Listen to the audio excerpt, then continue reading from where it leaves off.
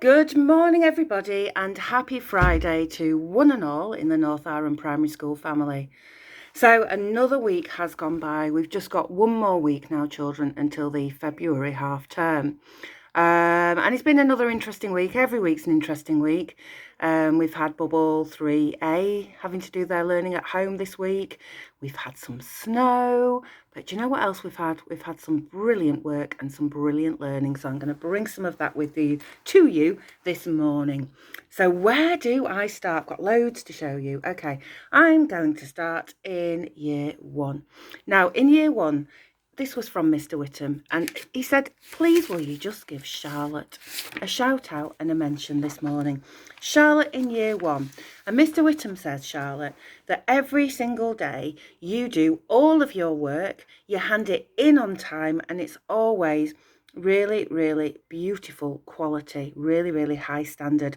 And you've been working particularly hard, Charlotte, on your phonics, and I'm so pleased because it's so important that you keep going with that in your important work in year one, learning how to read and write all those tricky words. And I think you've been working, Charlotte, on the sound ow, O-W, and you've been looking for some real and nonsense words in this one, colouring those in really, really beautifully. And then you had a go at writing your own ow words, and I really can see, because you've used the dots and dashes, Charlotte, that you know how to spell those. So we've got town, town. Oh, I can't read backwards. We've got how, ow. We have got but ow, and you've shown there those special friends, the O and the W, making that ow sound. So Mr. Whittam, Charlotte, thinks you're absolutely fantastic. And thanks also to whoever's helping Charlotte with her learning at home. You're doing a really great job. So well done, Charlotte, in year one. Now, year two. Now, I can't show these because I can't show photographs of children on the YouTube channel, but I can tell you that there's been some amazing science work going on in school and at home in year two. And Mr. Metcalf actually wrote to me to say, please will you mention some brilliant pictures linked to the science work that George, Heath and his family and Jude have done, because I think all of you children did a really brilliant job in your science work making a straw rocket. Now, Miss Mead and Mr. Metcalf tell me that you've been looking at changing the shape of everyday objects, so changing the shape of paper and to see what would happen with it. So you made a rocket and then you used a straw to make them fly. And I'm looking at here, I'm sorry I can't share them online, of some brilliant pictures of your straw rockets from home. And also I wanted to mention Nyla. Nyla, you've been working really hard on your history work, and in history at school and at home, we've been comparing holidays in the 1950s to how they are now. And you produced a particularly brilliant piece of work, really, really neatly presented, because we're really working on our presentation at the moment to show the difference, what's the same and what's different about holidays then and holidays now. Oh, Nyla, any holiday would be lovely, wouldn't it? Wouldn't it be great to imagine that in the summertime we can go back to enjoying being by the seaside and all those other things that make us happy in the summer? Well done, Nyla. It's a great piece of work. Okay, moving on. Oh, year three. Most of year three have been learning at home this week, and the rest of year three have been having a brilliant time with Miss Jennings in school. But in year three, you have been writing some quite scary descriptions of the witch from, I think, I'm going to guess because I don't know, but I think you've been reading the book, The Lost Happy Endings. Am I right? I think I am, because your descriptions of a witch, quite a scary witch, scared me a little bit this morning. I'm going to read some of them. I've chosen these because the presentation of these is really good. These children have really tried hard to join their handwriting, and that's a big thing for us at the moment, is presentation. So this is year three work, and the first one I've chosen is Benji's. Look at that. Beautiful joined handwriting. Benji, I think this is the nicest piece of writing I've seen from you. And you were trying to include similes and really to get your descriptions sounding great. I'll read some of it. The witch was staring at me from behind the old oak tree with eyes as red as blood. She was snarling, so I could see her yellow, pointy, shark-like teeth. Super simile, Benji. Her foul-smelling old hat covered her straggly, white, tangled hair, and her dark green, wrinkly walnut skin could be seen in the reflection of the moon high above. Wow, that just sounds like I'm reading it from a storybook, Benji. It's so, so, so good. Absolutely brilliant work from you. So glad that you're keeping going with this. Have a look at this beautiful handwriting. There, now you can't read it, but look at that. All joined with some lovely ascenders and descenders. This is George's, and George's description is also brilliant. I'll read you the first part. It's a little bit scary again. The twisted old hag is the most hideous woman you have ever seen. Her horrible hands poke out from the inside of her black witch's gown. When she speaks, long, crooked teeth emerge from behind her lips. Ooh, this is not a character I would like to see. And the last one is Tiana. Again, absolutely beautiful. There's a picture of the witch there. And Tiana has written this blood-curdling description of her witch. The old witch hobbled from out behind an old oak tree, her withered hands holding tight onto two crooked twigs.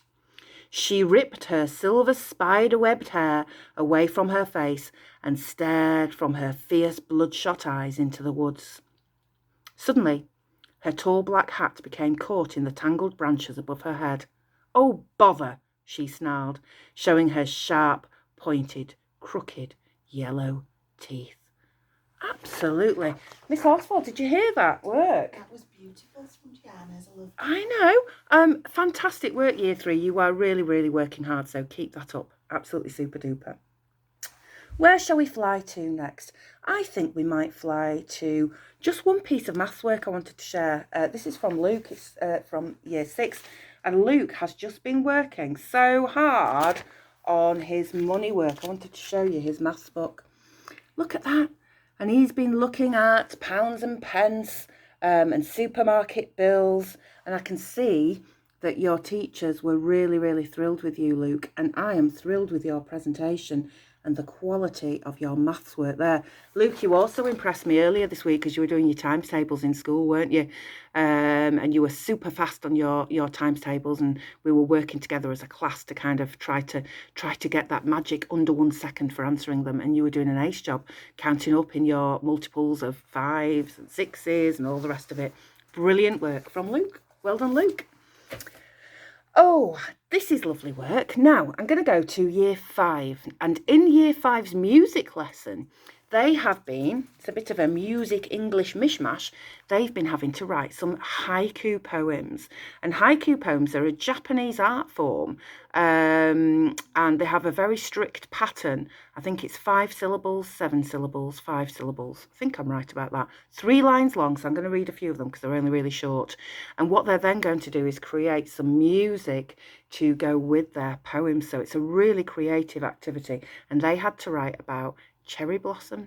And in Japan, they have an annual cherry blossom festival where in early spring, when all of the cherry blossom trees start to bloom and blossom, it inspires all the artists and the poets and the everyday people to just take joy in what nature has to offer. So in only 3 lines, these children had to capture the beauty of that cherry blossom festival. So I'm going to read you some from in school and some from at home. So, and you had to illustrate it as well. So the first one is Isla's. Just have a look. I love Isla that you've taken your picture with your pink coloured pencil, just lying there after you've used it. And this is Isla's haiku. Fragile, pretty, nice.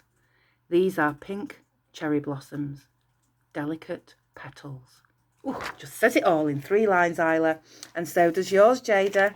Again, lots of pink on Jada's one from home. This is Jada's. Sweet blushing petals, gently swaying in the breeze, blossom everywhere. Ooh, it's lovely, Jada. And then we had Vinny's. Now then, Vinny, the way I've printed this, it's quite small, so I'm having to really stretch my eyes to try to read it. It's my fault, not yours. The blooming branches swaying in the chilly wind. Something at my door. landed at my door. Vinny, that was beautiful. Really, really, really lovely. I'm sorry I didn't read it very well there. And then another one. Now, Hope, you'll have to tell me. You did this on your iPad, which is fab. Have you got a special app for that? I know there's a really good app on the iPad called Procreate for doing art. And you've done a really, really super job. I don't know whether you did it on that. And this is Hope's gorgeous cherry blossom haiku. Delicate petals, sweet, fragrant blossoms drifting, roses float gently. It's just put me in such a peaceful mood. Absolutely gorgeous. And then Mr. Naylor really wanted me to mention Jackson, because the thing that Jackson's done that's amazing is he's really working on his presentation like we all are.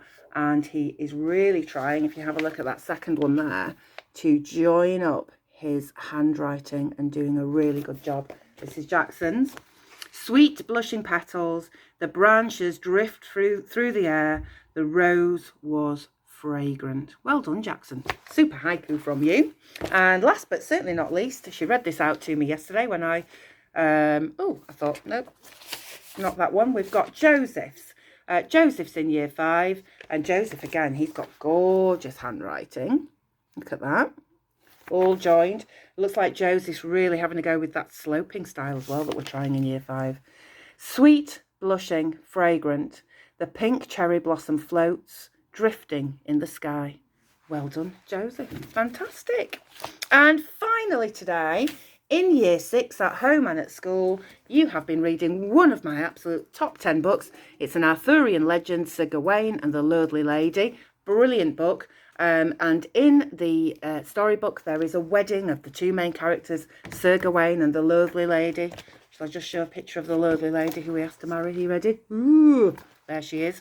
And King Arthur has written an invitation inviting all of his people to attend the wedding. So in year 6, they had to be really, really formal in their language and also try to present in a way that looked medieval as well. So I've got a couple from home. This is Matilda's. Absolutely gorgeous. Now listen to the formality of her language. You are cordially invited to be present for the celebration of the union of Sir Gawain and the Lady in Scarlet on Saturday the 3rd of February at the Castle of Carlisle in the Inglewood. The reception will follow the ceremony in the Great Hall. Oh, Matilda, I want to go. What a great wedding that would be to go to. And then this one, Pearl, I'm not sure.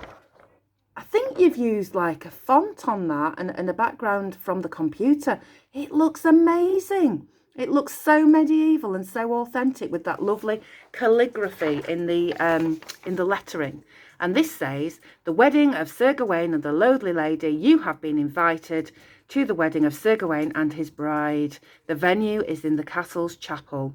Everyone in the town of Camelot is invited. Thanks, Pearl. I'll be there. And then a couple from in school to finish off. This one is Layla's. Look, Layla's done it on kind of aged paper there and really tried with her handwritten calligraphy of those capital letters. Listen to the formality of this. Join us to witness the marriage between Sir Gawain and the Lordly Lady on the 3rd of January at the Castle of Carlisle. The reception will be in the main hall. Oh, Layla, this sounds good. There will be feasting and dancing, and we do recommend that you wear your finest clothes. We will be welcoming the bride and groom into the main hall. Yes, I'll be there, Layla. And then from Elliot, who again has tried to set his out looking very medieval. Your presence is requested to witness the marriage of Sir Gawain and the Lordly Lady this afternoon, 1400 AD. I love that historical accuracy there, Elliot. 8:30 at the Castle of Carlisle. Feasting and dancing will follow the ceremony. I'm so glad that you've been enjoying your English work. It's a great book. And what a lot of really super duper learning we've done this week. So have a great Friday, everybody. Have a good rest at the weekend. And then come back on Monday ready for another week of super work and learning. Okay, take care, everyone. Happy Friday.